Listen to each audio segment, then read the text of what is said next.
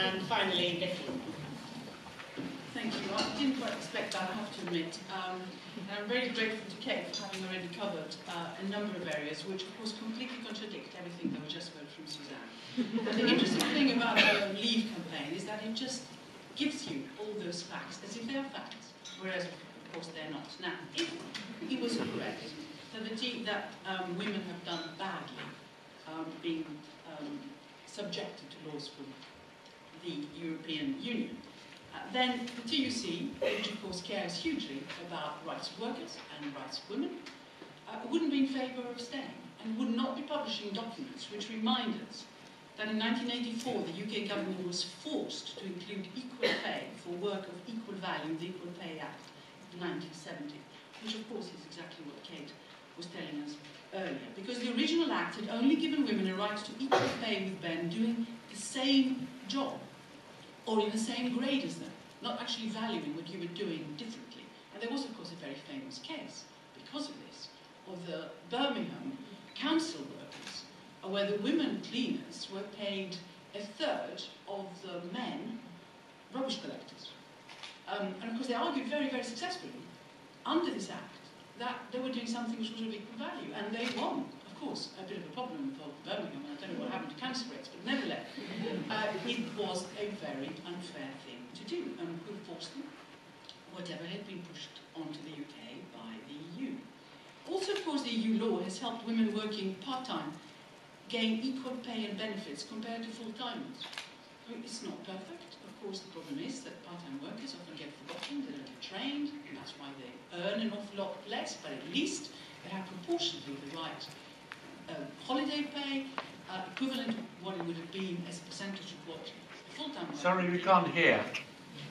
Oh, I'm very, very sorry. I don't know why this microphone isn't working. Is it working better now? No. Oh, well, I'm sorry. I was actually, for once, being reasonably passionate just to change the balance, and you didn't even hear me. So that's a real shame. Anyway, I was just trying to show that, in fact, if you look at the evidence, what we heard from Suzanne simply isn't correct. And there are some interesting areas as well about women and what the EU is doing on cyber crime. Not necessarily the huge sums of money that may disappear from your account, but things like having trolls actually attacking you on the internet, where, of course, what is going on right now is laws which are making it much, much harder for anyone to get away with it. And that is, of course, emanating from the EU. And, of course, it is women who are twice as likely to be victims of this than men. I could carry on this, but there is no doubt in my mind that the EU has contributed significantly to extra holiday pay, the paternity allowances that are there now, even though they haven't been taken up. We have not, unfortunately, as a result of this, bridged the pay gap. It is absolutely true, there is a huge amount more to do. We have not, unfortunately, increased the numbers on executive positions for women to the extent that we should do, and there is an awful lot more to do. It is true the Commission has been trying desperately to get quotas for boards agreed across Europe. Some countries have already accepted it under pressure, but the interesting thing about the way the Commission works and the EU works is that it may not have something in law before we implement something, but it has been pushing and pushing for a while through recommendations, which then become practically acts of Parliament, if you like, and including it in the way in which a government decides to either legislate or approach a particular issue in the future. So there's a lot of that that's going on in the EU. So we shouldn't just look at the legislation, but loads of things happen through recommendations, pressure groups, extra money being spent, and look what's going on, for example, on research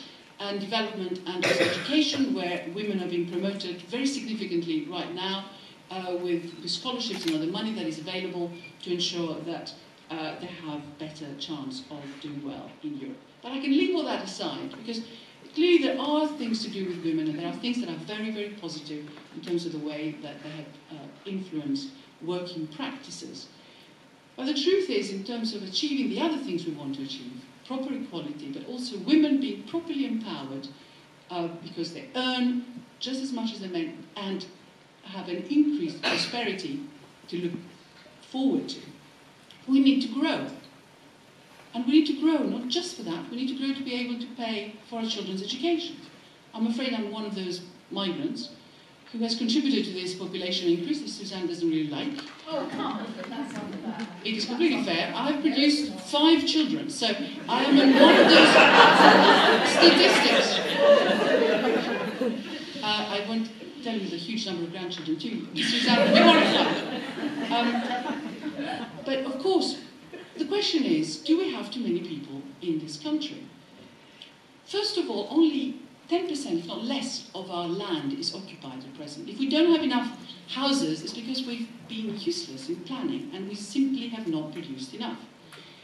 The NHS and the issue of midwives that was mentioned by Suzanne, I have to tell you that I'm not talking from my script anymore because I've just given it all up. I was so shocked by what I heard. We wouldn't have enough midwives to even care for all these people, minus the 500 that Suzanne mentioned, if we hadn't had all these migrants coming in. Not just from the EU, but also from outside, actually looking after us in the NHS. But we do, as I was saying, need growth. The migration has contributed significantly to growth in the UK. As the Office of Budget Responsibility will tell you, it is independent, it's full of very bright economists, and what they are saying is that without migrants, we would have grown less fast, our deficit would have been bigger than it is now, because basically migrants contribute more than they take out of the economy, and our debt to GDP ratio would have been considerably higher as well. So we would all have been considerably worse off. And of course, what is not mentioned by the Remain campaign is exactly that type of argument, which is proving, in fact, if you look at the calculations that we made, that in fact migration has been a good thing for us. Yes, it has created social tensions in various places, but that is very much our fault. And it's interesting when you go around the country. The areas that are most concerned about migration are the ones that don't have an awful lot of migrants there. Where there are, like in London, people don't really care very much, and they think it's all happened really quite well. But let's just focus on growth, because without growth, we can't do any of the things we want to do. And we can't even improve the position of women, let alone the position of the men as well, who work and keep us all going. If you look at what businesses are saying, I know businesses are ignored by the general public as opinion sort of formers, because, oh, it's business, who cares? But actually businesses employ us. Yes, there are loads of self-employed, but the vast majority of people are employed by firms, small and large. So what happens in terms of service or trade associations matters hugely. So if you look at the Confederation of British Industry, they say we are actually, just like the Women Equality Party, not going to be in favour of staying or leaving. We're going to be neutral. But what our surveys are telling us is that 4 out of 5 companies that are members want to stay, irrespective of what happens in terms of reforms. And yet then you'd say, well, they are big firms, of course, they have great interest in all this, but 71% of the smaller firms below 5 million turnover also want to stay in Europe. If you ask smaller firms, the British Chambers of Commerce, which again is neutral, 60% of their members want to stay, 30% will say that they want to leave.